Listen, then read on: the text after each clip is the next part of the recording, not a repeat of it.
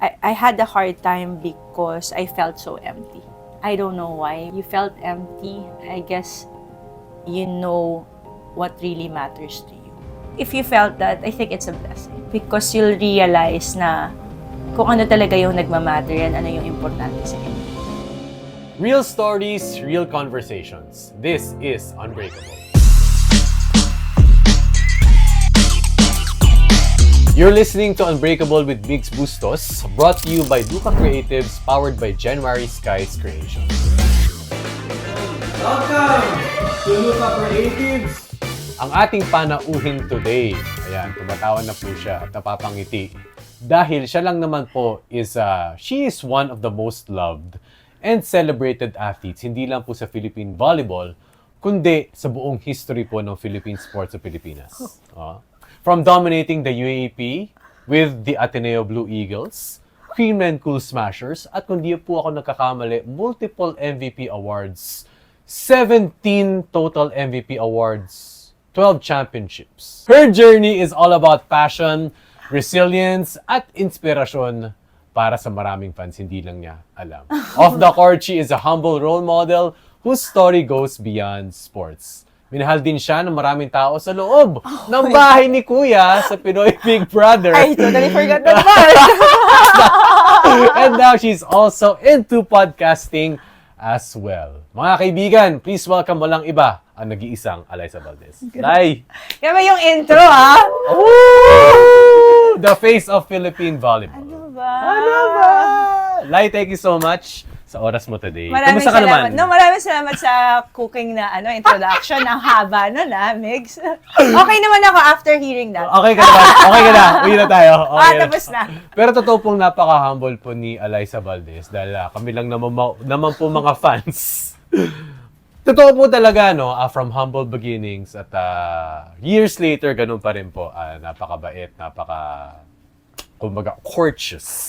Wow. At talagang parang hindi lumalaki ang ulo ni Alyssa. Alyssa, kamusta ka ba ngayon? How's your career? How's volleyball life? I'd say,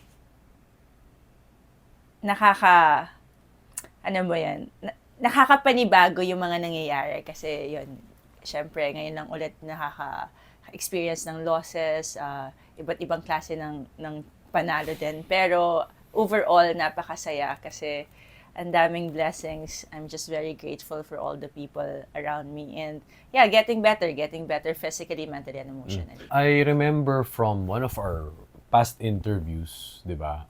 Or siguro soundbite mo na narinig ko.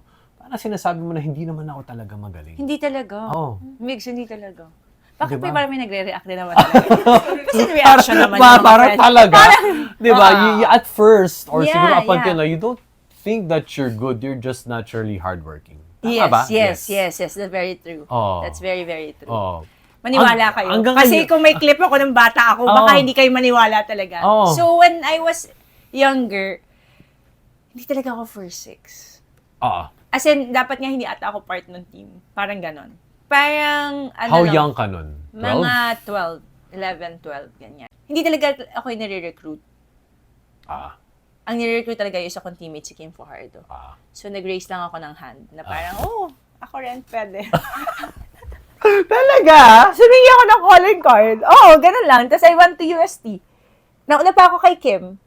Talaga? Nauna pa ako kay Kim. Ngayon ko lang nalaman na parang, pwede rin ako i-recruit. Yeah, why not? Yeah. Shoot your shot, di ba? I'm like, Oo. kasi hindi nila ako nakita eh. Kasi nung nagre-recruit sila, so syempre mga first six lang yung nakakalaro. Tama. Diba? So, tapos pumunta si Coach Kung Fu and si Sir Vince dun sa, kasi natutulog kami nun sa mga schools. Oo, So, tama. pumunta sila sa room. Pag mga inter-school competition, So, pumunta sila sa room, tapos they talked to Kim. And then they were like, sino pang grade 5 or ganyan. Sabi ko, ako. Tinanong nila ko sino di ba? So, ako. So, I got a calling card. Tapos parang hindi naman nila sinabi na mag-tryout course, whatever. Tapos parang sabi, tapos isip ko lang, I have a year to think about it. Ang feeling ko talaga nun. Tapos nauna ako mag-tryout. Tapos hindi ko alam kung paano nila ako kinuha. As in, hindi ko alam kung bakit pala. Kung bakit nila ako kinuha. Kasi hindi talaga ako magaling. As in, I cannot serve, I cannot spike, I cannot do anything. I mean, I just love the sport. Yeah. I love the sport because I'm the only girl in my family. And then syempre mga lalaki lagi kasama ko. So basketball? Oo. Tsaka ibang sports. Pero ginagawa ko din naman. Pero yung makakapag-overnight ka with mga girls, mga ganun, hindi ko nagagawa. Or mga kapatid ko sila lagi magkakasama. So, yun lang yung reason kung bakit ako nag-volleyball din talaga. So, parang interesting. I think that mga small reasons, you really never know kung saan ka dadalhin ng mga ganung rason kung bakit ka nag-start. So, from high school, we know the rest is history ba? UST Ateneo, PVL. Siguro virtue mo na, siguro tingin mong meron ka na nung bata ka pa. Na ano yun? Ano ba? Were you always a hard worker? Were you always disciplined? Were you always patagal ka namang pasaway? Di ba? Na parang na-apply mo ngayon sa character na who you are. I think isa sa mga things na meron ako nung bata ko, I'm a good listener siguro. I think I'm a good listener because my mom's a teacher. So wala kang choice kundi makinig ka. Thanks to my nanay, diba? And I'm a good listener and yung dad ko super strict, so very disciplinarian din siya. So, sobrang yung time talaga as in sa house, kunwari yung brothers ko, yung mga kuya ko, pag na-late sila umuwi, talagang nasa labas na yung mga bags nila. Wow, huwag kayong papasok, ganun. So, sobrang disciplinarian. So, parang from then on, parang na-set na agad yung standard na parang you have to be a good listener, you have to follow the rules in a way, and you have to be, alam mo, disciplinado and hardworking. Yun talaga yung tinuro. Sa amin nung bata, kasi ako parang you can't have something na hindi mo rin masyadong pinaghirapan. As a leader, di ba? As a leader in your teams, how do you do that? Di ba? Parang as a veteran, di ba? Thank you for using that word, ha? Naging mabait ka pa, ha? Totoo naman, ha? Di ka ba rookie, ha? As a veteran. As a veteran, di ba? So may teaching moments din, di ba? May teaching moments din sa mga rookie. Di ba? So parang, ano ba, may style ka ba? Wow. Are you the vocal type?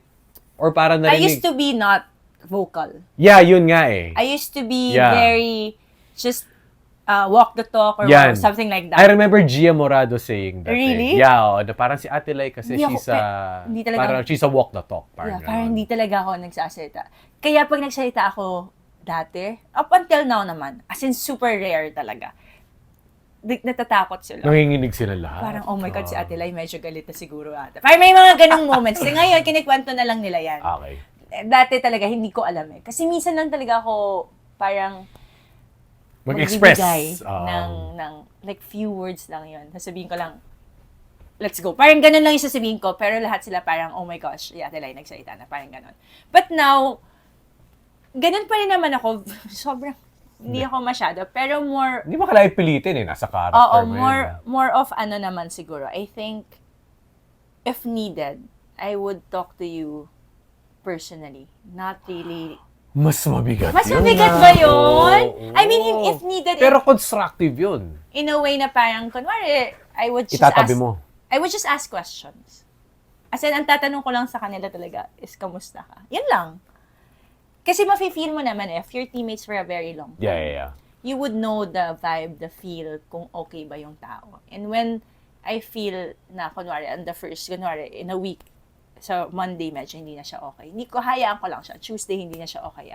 Medyo magpapanik na ako. By the third day, hindi pa rin siya okay. Medyo doon na ako lalapit. Kasi I give them time also to process things, syempre. And so you found yourself not doing that before? Before naman, that din naman. Pero more, syempre, may, siguro dati lang, alam natin na yung mga teammates mo, hindi kasi talaga sila nag-stick together as compared in the pro eh. Kasi in college, kasi after a year, minsan hindi mo na siya teammate. After 2 years, hindi mo na siya teammate. But now kasi in the pro, parang mas intentional ka na kasi hindi mo alam, baka kasama mo sila. Diba? So you always have to make quality time. Yes. For the team. Of course. Ngayon, meron kami lagi kaming intentional in terms of team bondings. We have to make sure na parang, kunwari yung isa na kamis na isang team bonding, hindi naman namin sa pinipilit. It's more of, yung excuse. Kasi syempre, you have to know also kung ano yung mga nangyayari sa buhay, di ba, nila, outside of volleyball. So, I think that's one thing na I would say na nakakatuwa din sa team. Kasi alam mo, sabi nga namin, hindi na siya something na parang we're just teammates eh. Tama. We're gonna be friends forever. Kasi isipin mo, ang pinagdadaanan na namin lahat. Either may magpapakasal sa team namin, parents na mawawala. So, it's something like deeper na eh. So, we have to make time and we have to make sure na we're always gonna be there for each other na. And it's not just being just teammates. It's being like a family to them talaga. PBB! PBB. PBB! So, we had the Gano'n kayo break. katagal nun? Okay. Sa PBB. Gano'n kayo katagal sa bahay ni Kuya? Sa bahay ni Kuya. I stayed for 3 months. 3 months.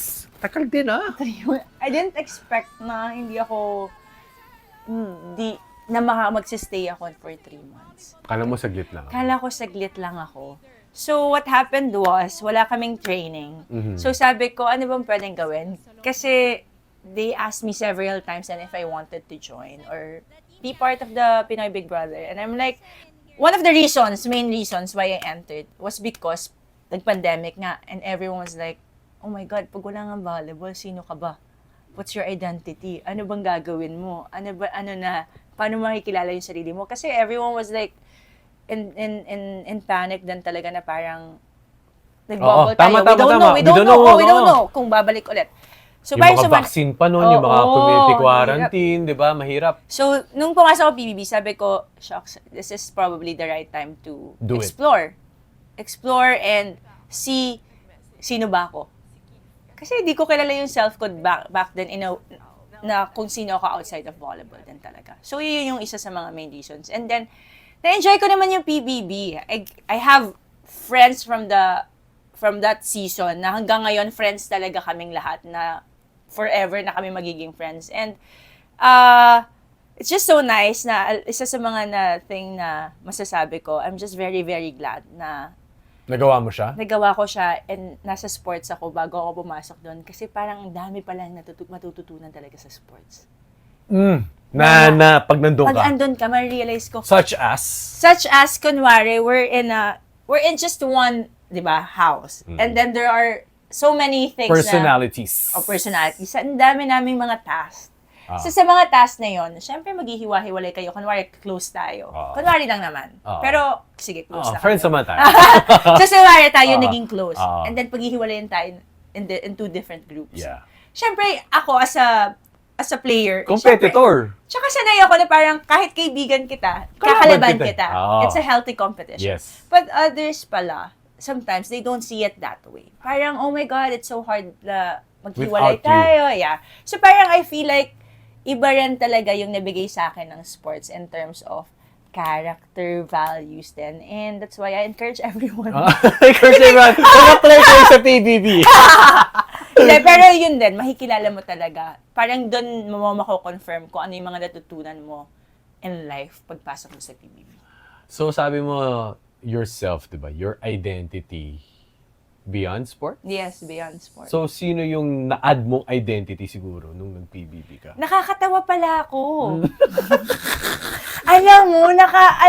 Ito naman, tumatawa ako sa podcast na to. Ang dami kong tawa. Di ba dapat seryoso to, Migs? Pero kahit unbreakable ka, you still find joy. Oo. Napalasingit mo kayo. Diba? Hindi, alam mo. So, nakakatawa ka pala? Hindi, alam mo, nakakatawa na natatawa sa akin yung mga housemates. Sabi ko, nakakatawa ba ako? Tapos lahat sila tumatawa lang talaga. Tapos pati si Big Brother, whenever I was inside. Tumatawa ba siya? Alyssa, ha ha ha. Alyssa, ganun lagi sila. Tapos parang ako, okay, may side pala ako na parang, syempre, people would like actually see me na parang seryoso when I'm inside the court, very strong yung, di ba? Parang lagi akong, it's all parang about win. Win. I mean, I smile during the game, but parang more on hard talaga na parang hardcore na parang kailangan na nanalo, ganyan. Pag natatalo, sobrang you have to stand tall pa rin. Parang yung pagka-human ko, parang hindi ko masyado napapakita sa sports.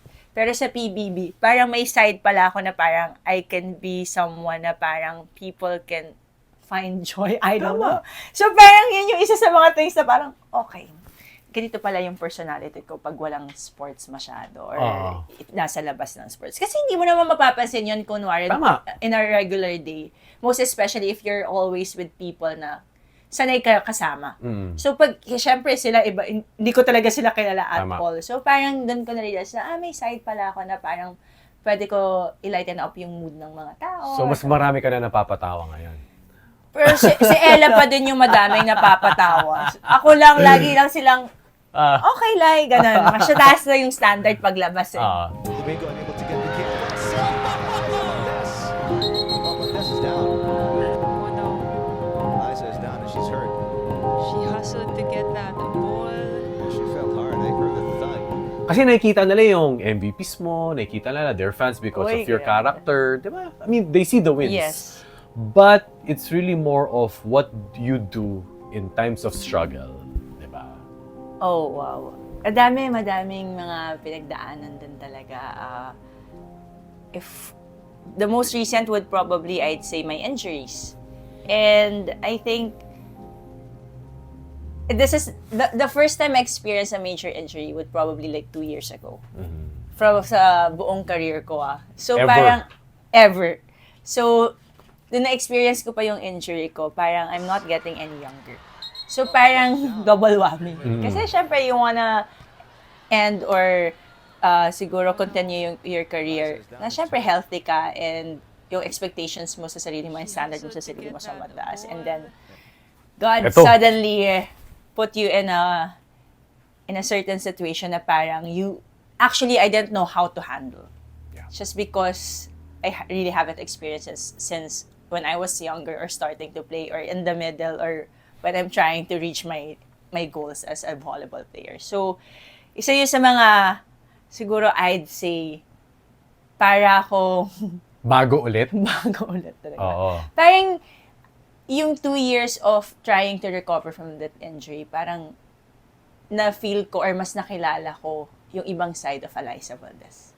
Wow. Which is, I'm just very, very happy. At that point in my life, I feel like, grabe, ano ba to? Sino ba to? Ano ba pwedeng mangyari sa akin? But then, I think, binigay yun sa akin para mas makilala ko pa si Alyssa beyond volleyball. So sabi mo nga, parang bago lahat. Bago. Bago lahat. So kasi as a professional athlete, performance, results is what, quote-unquote, can define you. Di ba? Kung hindi ka nakakapag-perform, wala ka sa, wala. Yeah. How will you be able, kumbaga identity also is a part, di ba?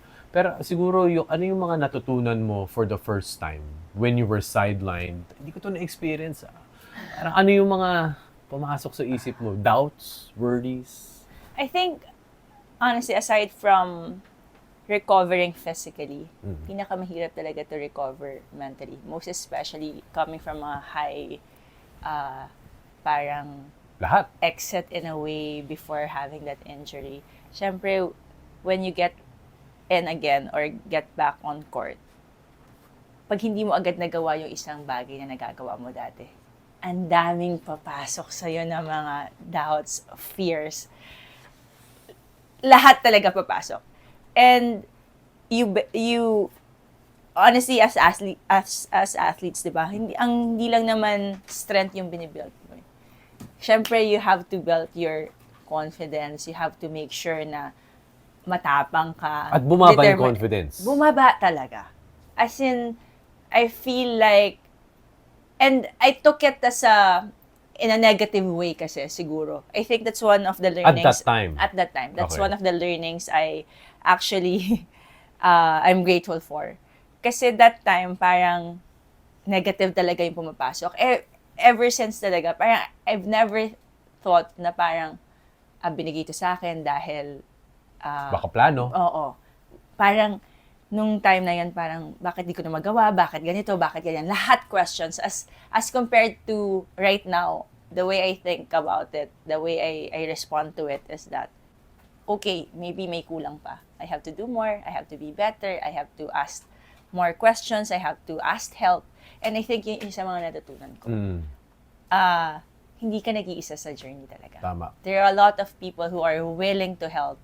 You just have to let them help you.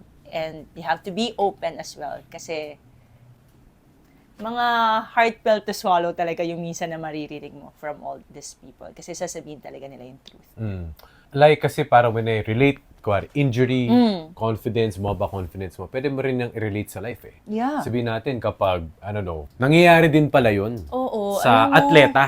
At nangyayari din sa normal na mga Alam mo, tao as an katulad athlete namin. also, syempre, we have life outside volleyball din. Yeah. And we have lots of struggles and challenges as well.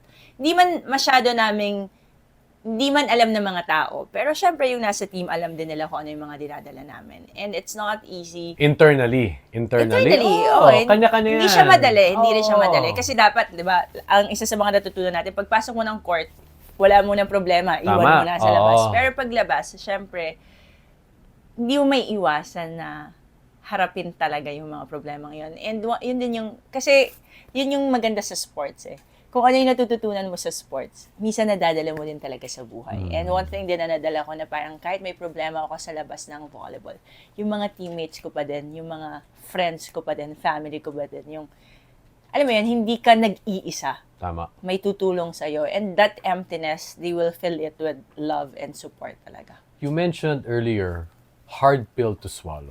So, kumbaga na, truth bomb ka. Oo naman. May mga times na gano'n. Yes. Can you share like one anecdote? Parang, Liza kasi, Liza Alam kasi mo, ganyan. alam mo, Pwede mo ba i-share? Kung hindi naman, okay lang naman. okay lang. I think Oo. one thing na laging sinasabi sa akin, one, I'm just really too hard on myself. Pangalawa, parang hindi, pasaway ako in a sense na hindi talaga nila ako mapigilan, most especially if it's about volleyball. If I want to play, I would play even if may masakit or hindi pwede maglaro. So, yun yung mga things na parang minsan talaga pag sinabihan ka na ng mga tao na Kulit mo kasi. Oh, yan, ganon. Sorry. Pasaway Ang bait ka. pa nga nun eh. Pasawa, Oo, di ba? pasaway ka kasi. Oo. Parang mga ganyan. It's really something na parang I've never heard before. Kasi syempre, nung bata ka, laban ka lang ng laban. But now, sometimes, you really have to, sometimes, the keyword is sometimes. Minsan lang. Pasaway pa din. Pasaway pa din. So, Alam ngayon mo okay ka na. ha? Oo, Pasaway ka na. Oo, ha? yung matututunan ng mga tao dito. Pasaway pala si Alyssa. Tama ba to? Or dapat sometimes ka lang maging mabuti. Oo, hindi. Ngayon okay ka na, pasaway ka na. Hindi, syempre, you have to balance it pa rin. Oo. Syempre, as an athlete, meron ka pa ding, you want to push yourself all the time, di ba? Tama. To your Oo. limits. And sila yung magbabalance nun. Kaya ngayon, more on, pag pinush ko yung sarili ko, kayo na bahala. Kayo bahala pag sumakit. Kaya na bahala magsabi ha. Oo, Di ba? yung mga ganun.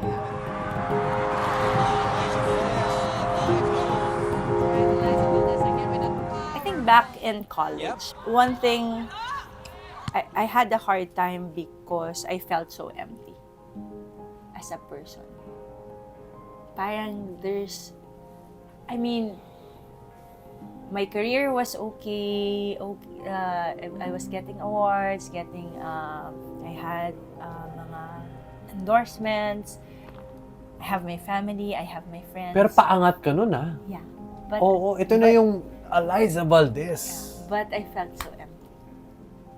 I don't know why. And then I talked to Father Jet, the former president of Ateneo. And he was like, ito lang yung phrase niya. Sabi niya, you felt empty. I guess you know what really matters to you. Parang ganun. Parang yung point niya, parang, yeah, you're getting all the awards, lahat ng blessings.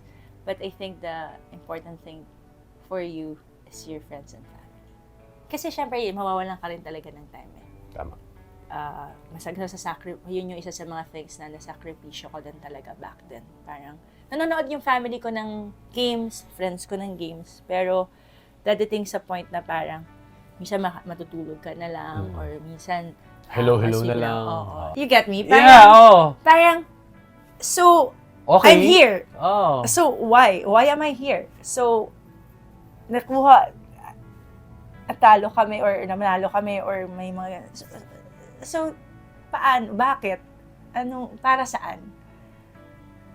And then, yeah, so yun pa yung time na aalis ako for Thailand to play, to Taiwan, and lahat talaga. Parang everything was really laid out for me. In terms Mamimili of- ka na lang. And as in, ang dami talaga, pipiliin mo na lang. And I'm like, bakit ko Ba't nga ba? ganon? Bakit Oo. ko nga ba ito ginagawa? So, grabe, my heart. Alam mo, that was the first time I felt talaga na parang, yung heart ko talaga parang walang laman. Parang ganon. Parang, something na I never thought na I would really feel. So how did you, kumbaga, parang transition? Or how did you manage, deal with it? To feel na parang, okay, I'm good. Ito, honestly, I prayed talaga. I really prayed. I asked him, para saan? Bakit ko ba ito ginagawa? Ba't mo ako binigyan ng ganitong blessings? And then, eventually, kahit pa paano, I found answers naman to it. Like, having my family there, my friends, and grabe lang din yung love ko din sa volleyball. Parang yun yung mga answers na parang lumabas dun sa binigay sa akin ni Lord. Kasi, I think one of the things na ano ko nung time na yun is that you always have to know your why. Yan. As in. So what is your why? Or what are your whys? Oh. Ooh, diba? Totoo yan. Ako my why is my family. Yeah. Diba? My why is my family. My loved ones talaga. Parang, everything won't matter pala talaga. Kunwari, you might be good in volleyball. And people know you for being a volleyball player. But sometimes kasi I realize na mag-fade kasi yung mga things na yun eh. Even the mga recognition. Honestly, if di naman wala siya sa social media, hindi naman siya maalala ng tao din eh. Ako, hindi ko nga din siya maalala. Alam mo yung ganon, parang, yung parang, yun mag-fade kasi, but I think yung family, yung hindi mawawala. Anytime, anywhere, kahit anong mangyari sa'yo. So, yun yung why ko rin talaga. So anong siguro masasabi mo na isang message sa mga nakikinig nito na who felt that, feeling that from you? I mean, I'd say, if you felt that, I think it's a blessing. Because you'll realize na kung ano talaga yung nagmamatter yan, ano yung importante sa inyo. Kasi sometimes... So maganda palang naranasan mo yun para ma-realize mo. Sobra. Sometimes kasi, all the lights, nakakasilaw talaga. But, if meron ka pa ding, if mafe-feel mo yon, ibig sabihin, hindi ka gano'n nasisilaw din sa mga lahat ng lights na nagpapasilaw sa'yo. Kasi Right. na-acknowledge mo pa din yung thing na, or ma-acknowledge mo pa rin yung self mo. And masasabi mo pa rin sa self mo at matatanong mo pa rin yung self mo. Sometimes kasi hindi ka na makapag-reflect eh. Kasi mabilis eh. Sobrang Ang busy, bilis. ang dami mong nangyayari. Pero if you had that time to reflect and to acknowledge that, I think that's a blessing. And take it, and you'll find the answers by praying. Siguro parang nasa position mo rin, no? As kumbaga, in your position as Alyssa Valdez, volleyball beyond volleyball, parang nasasabi mo rin bang conscious ka rin na makatulong sa iba? Oo, I wanted to, honestly, siguro I started my youth volleyball camp 2 years ago.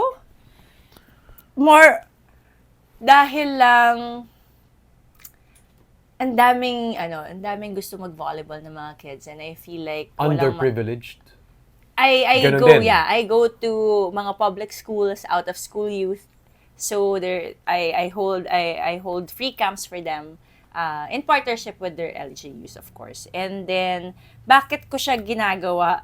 Siguro nakikita ko kasi yung self ko sa mga kids na sobrang who wanted to play the sport but walang access.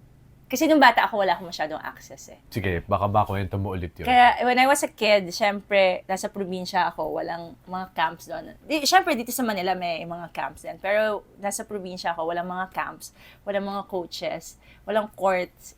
And parang hindi ko na-experience fully yung paano ba maging volleyball player when I was younger. Kumbaga structured. Oo, wala Oo. talaga. So, right now, I'm trying to pay it forward.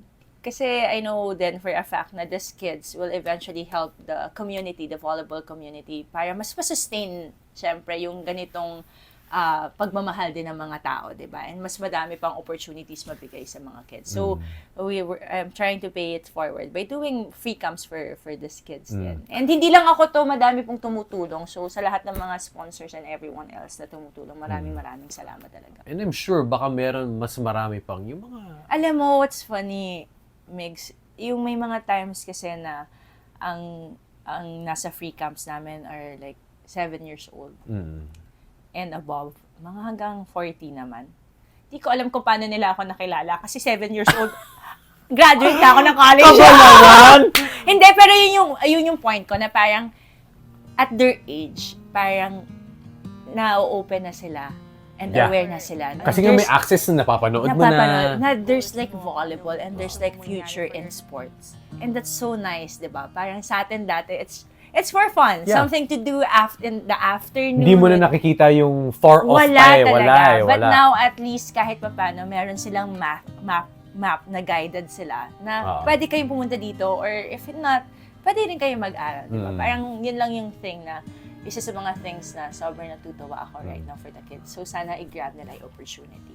Transition playbook. Ayan. Yan, okay. Yeah, Kwento mo yeah. naman ang transition playbook. Transition Bakit playbook? transition playbook? Para sa mga hindi pa nakakakinig nito, nakaka 6 episodes na so far. Yeah. Si And watch out Kilay. for our season 2. Pinaiyak ako ni Kuya L.A. Tenorio sa season 1. Magpapaiyak naman ako sa season 2. Ayun. Wow, Grabe. Kasi dapat pala ang title namin is The Unbreakable. Ano ba yun? From seryoso to transition playbook. Oo. Hindi kasi may ganun din, may mga life crossroads din kasi, di ba? So, I started a podcast just because parang mas naging intentional din ako sa mga friends ko na parang we have to converse, we have to talk about life. Kasi, syempre, dati kasi hindi rin ako ma-share eh. Pero once you let it out then pala, may natututunan tayo sa isa't isa. And I think Transition Playbook was born because I feel like magta-transition at nagta-transitions din. Like, madami akong transitions in life na gusto ko rin guided ako with all the people na nag-transition din in life. It's really just a passion project and para lang, alam mo yun, hindi kasi masyado nating nasi-share kung ano yung mga transitions natin and ano yung dadala nun sa atin eh. Most especially athletes. Tama. Parang feeling ko lagi ang nakikita is The athlete. the athlete prototype. Yeah. And parang yung beyond that, as human beings, sino sila? So, Alyssa, in the transition, which is, kumbaga, we'll talk about that next time. Yeah. But who do you see yourself? What kind of Alyssa do you see yourself as you make that transition? In time. Diba? How do I see myself? Yeah. Wow. It's something scary talaga. When I think about it, it's scary. I don't wanna... Sugarcoat it. Totoo. Oh, Di ba? parang nakakatakot talaga. Na parang, paano ba ako after volleyball? Kasi yun naman yung transition ko, technically yan, di ba? Natatakot ako parang na i-detach yung self ko. I mean, I don't have to detach myself from volleyball, but just the fact na hindi ako gigising na maaga to 3, paano? Yeah. Wow. Parang up until now, hindi ko maisip. At ayoko pa rin siyang isipin. But I would say, right now, I want to see myself in the next few years na I'm planting seeds for my future. My families also. Most especially, parang I want to venture out with like business, partnership with other people, building communities as well. And sana madami pa tayong matulungan ng mga kids din. Actually, sorry, susundot Go, ako. go. Parang Go hindi madali yung pinagdadaanan ng volleyball players. Totoo, hindi madali ang life ng volleyball player. Besides the performance, it's very vocal. So how do you handle all of these Di ba? Noise. Oh, noise. Di ba? Di ba, mabash ka nga lang eh. Kahit sino pa, masakit eh. Yeah. But you've been handling this all your life. Right? Di ba? I would always say din talaga na if you have the right circle of friends, of family, good support system, we learned it the hard way. Yeah. Kasi, syempre, sabi ko nga, we started, di ba, isa din kami sa mga era na 90s. isa rin kami sa mga era na nagsimula yung Wala. bashing. Wala. Oo. Tapos Oo. dumating, di Oo. ba? Okay, again, masakit siya. But sometimes, it's how you take it. Kunwari, sinabi niya, wala ka talagang receive. Sometimes, nagiging truth kasi siya. Oo. Di ba? Oo. Kunwari, nabasa mo siya 100 times. Most especially sa akin. Oo nga. Oo. 100 times, nagiging truth Totoo. mo siya, di ba? Oo. Na parang, Ang dami nakapansin, walang ang dami receive, walang nagsabi. receive. Pero, yung way, sometimes, I learn it the hard way na parang, wala akong receive. So, ang magsistick sa'yo, in psychology, Oo nga, baka. walang receive. More than na parang, okay, I have to work on my receive. Parang, sometimes talaga, it's really how you switch things or yung perspective mo on how they say things eh. Diba? We're all different human beings. We're all different athletes. So, we have our own strength and weaknesses Yeah. and we're all unique in our own ways. So, honestly, sana lang, good vibes lang. I mean, if you don't have to compare each and everyone to other Tama. people. Parang we're different in, Tama. And just, Yeah. di ba, how you take it. we're all different. It's how you How you take it. take it. Panghuli na lang, Alyssa. What makes Alyssa Valdez Wow. unbreakable? Diyan sa camera niya. What makes Alyssa Valdez unbreakable? I think I'm unbreakable because of the love and support of my friends and family. Aside from the values that I learned from sports, from my family, it's really just knowing that my friends and family have my back every single time. Manalo, matalo, it's the school I choose na yun. Win! Tama. Totoo naman. Pero yeah. Win or lose, I mean, I know I have people, good people, and people who want to see me succeed. Yun yung pinaka-importante. So, my last siguro tip or advice would probably be choose the right people talaga to be in your circle. Whoever na makakasama niyo dun sa circle na yun, sana yun yung mga taong gusto kayo makita mag-succeed. And kung mag-fail man kayo, nandun pa rin yung mga tao. And that is the place where you belong. Definitely. Perfect. Hail, hail, hail. Hail, alma mater. Marami! Mali yung Mali. Very for you pala, very for you. Okay, maraming salamat. Palakpakan naman po sa nag-iisang Alyssa Valdez. The brand. Thank you so much. Maraming salamat, Alyssa Valdez. At syempre, makinig po kayo ng Transition Playbook. Yeah. The Transition Playbook with Alyssa Valdez. Yes. Saan ba makapakinggan yan? Spotify. Spotify. Yes. Ayan, makinig tayo dyan. Alright, so once again, maraming salamat to the Unbreakable Alyssa Valdez. Hi, hello, this is Migs Bustos, and do not miss every Unbreakable episode on the Lucca Creatives YouTube channel.